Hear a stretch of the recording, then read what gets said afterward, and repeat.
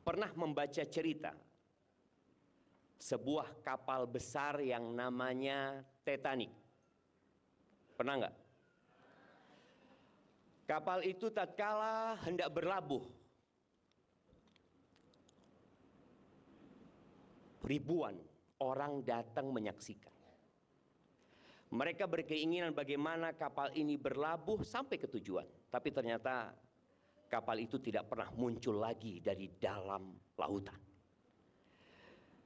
Ya, Anda ingin menggambarkan pernikahan itu awalnya menyenangkan.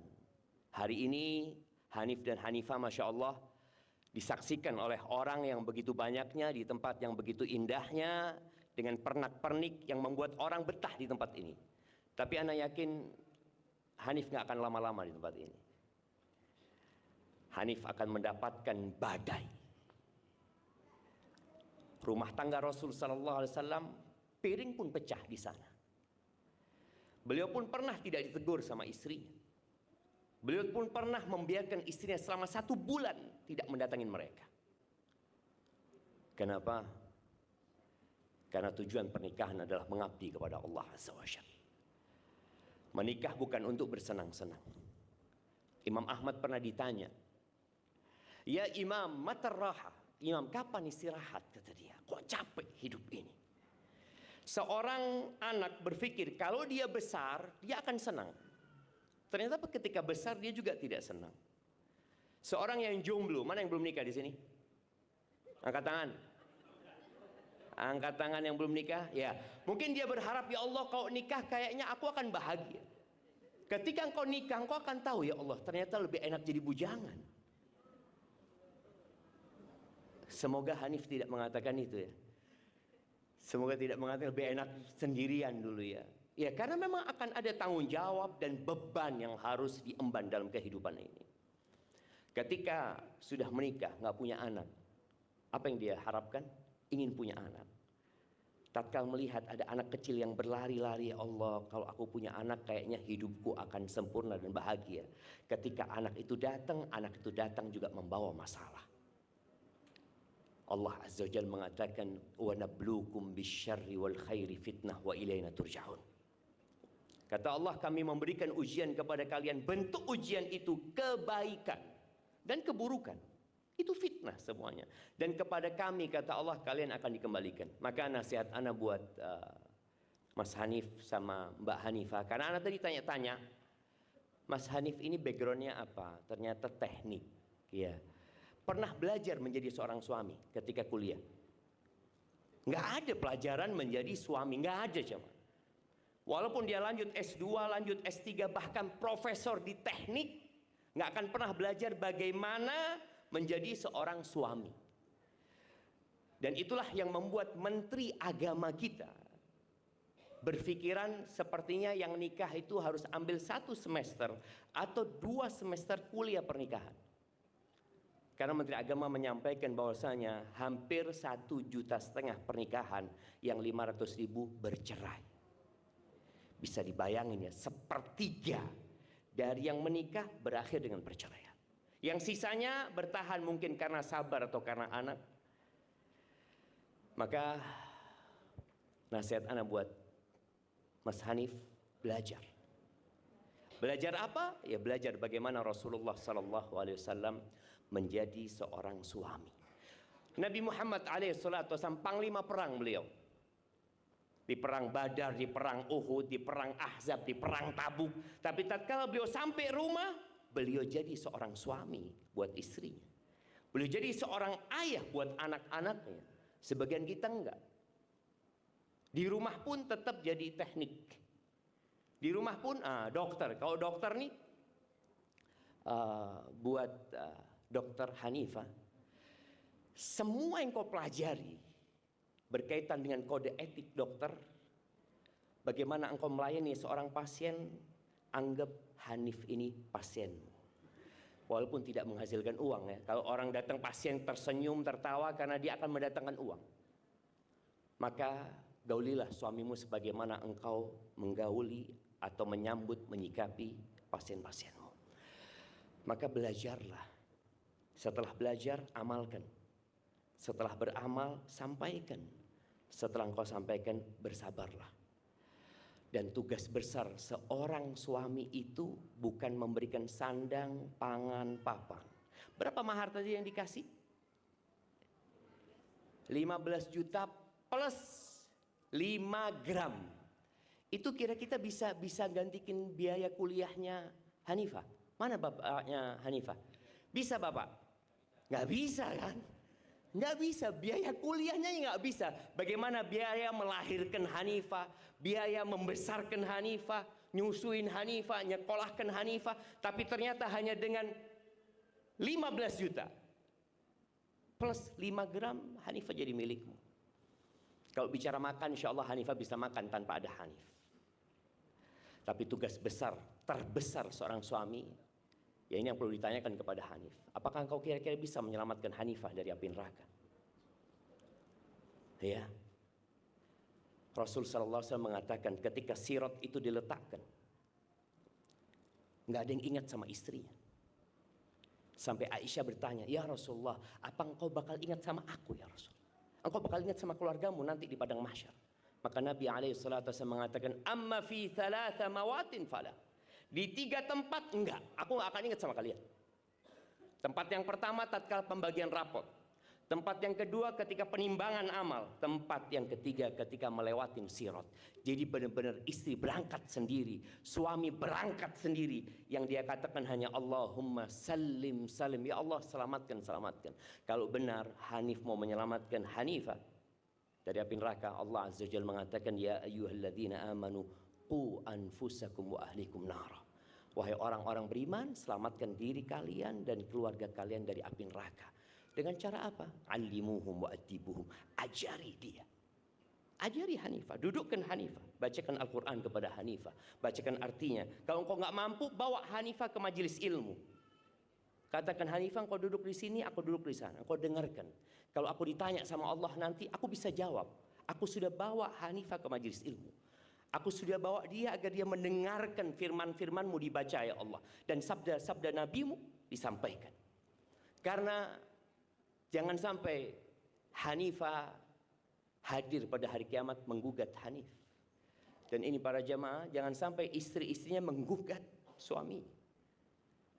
Qais ibn Amr al-Mullai mengatakan, atau Amr ibn Qais al-Mullai berkata, "Innar rajula la yukhasimu zawjaha 'inda Allah yaumil qiyamah."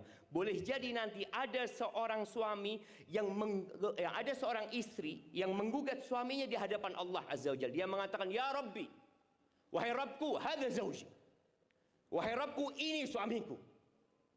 Wallahi ma addabani wala 'allamani." Demi Allah dia tidak pernah mengajari aku, tidak pernah mendidikku. Innama ya'tini bi khubzis suq. Kerja dia hanya bekerja, cari duit dan dia berikan kepada aku. Jangan sampai itu terjadi, jemaah. Hidup ini akan berakhir dan tanggung jawab itu akan melekat dengan kita. Dan buat Hanif juga, hari-hari akan menyingkap kalau ternyata Hanifah ini tidak seperti yang kau bayangkan. Iya. Engkau akan melihat kekurangan Hanifah. Engkau akan lihat ketika dia ngambek. Engkau akan melihat ketika dia nggak menyapamu. Engkau akan melihat ketika dia menangis. Engkau akan mendengar mungkin kata-kata, kayaknya engkau balikan aku ke orang tuaku aja. Makanya kenapa hak cerai itu tidak diberikan kepada perempuan. Kalau perempuan bisa menceraikan, insya Allah di tempat ini nggak ada yang punya istri.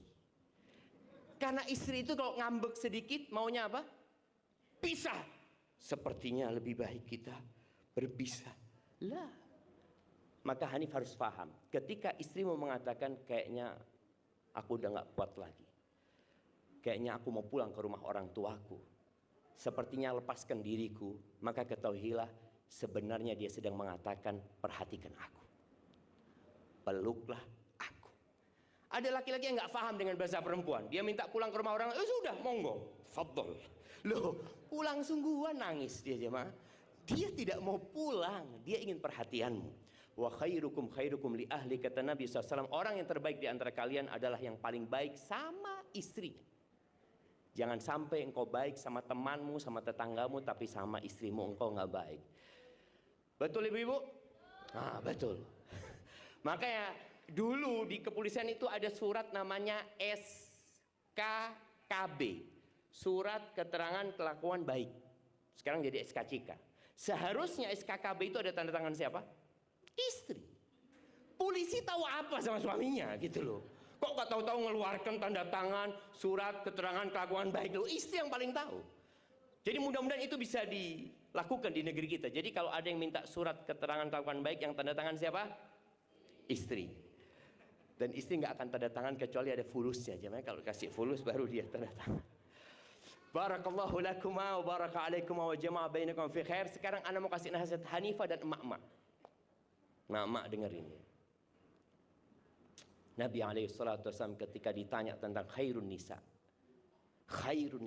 wanita yang terbaik itu al-wadud, yang penyayang, al-walud, yang suka banyak anaknya. Hal yang kedua ini sepertinya sudah berkurang sekarang. Mbah-mbah kita anaknya banyak-banyak. Insya Allah mereka menjadi wanita-wanita yang terbaik. Di Bondowoso ini rencana mau punya anak berapa ini, Hanif? 22 lah. Nah, berapa kira-kira? 12 insya Allah. Amin. Amin. Di Bondowoso tetangga kita, ada seorang ustadz punya anak 28 dari satu istri. Bayangin, 20 anak ketemu dengan anak yang nomor 28. Dia mengatakan, Ustadz, anak yang nomor 28. Dan alhamdulillah semua anaknya jadi orang, nggak ada yang jadi macan. Jadi anak-anak karena orang tuanya dulu mendidik dengan baik mereka jemaah. Al-walud, sebagian perempuan sekarang kalau suaminya ingin punya anak, aduh dia bikin 1000 alasan supaya nggak punya anak. Yang ketiga, al-muwatiyatu. Wanita yang baik itu yang nurut sama suaminya, yang berusaha menyesuaikan diri sama suaminya. Contoh nih, istri pamit sama suaminya, bang aku mau datang walimah. Kata suaminya, nggak usah dek. Apa yang dilakukan istri?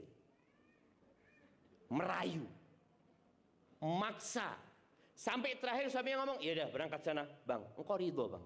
Udah nggak ridho dari awal. Baik. Rungokno, iya rungokno.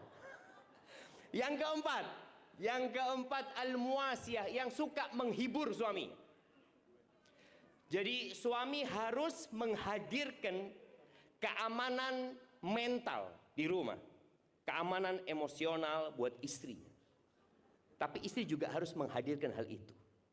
Bagaimana suami betah di rumah. Dan ini PR buat Hanifah. Di antara hal yang tidak disukai suami, anak kasih tahu ibu-ibu ya. Kalau anak salah bapak-bapak tolong dibenerin ya.